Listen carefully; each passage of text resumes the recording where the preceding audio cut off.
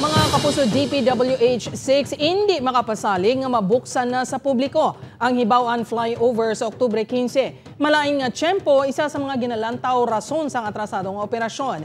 Ini ang gintutukan ni Tess Ordales.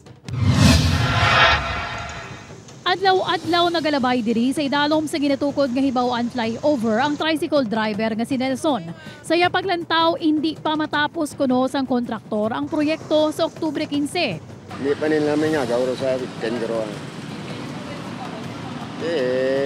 Dako pang obra.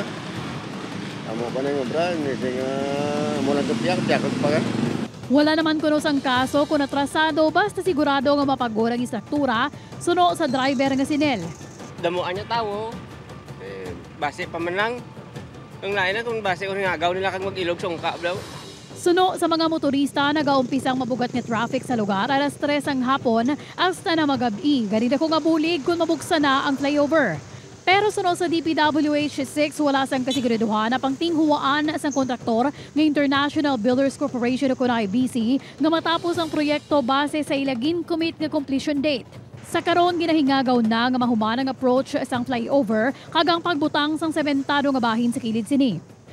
May mga special procedure kita nga ginasunod nga hindi nato na sa basta lang ubrahon padasi kay tungod niya may gina-observe kita nga proper construction methodology.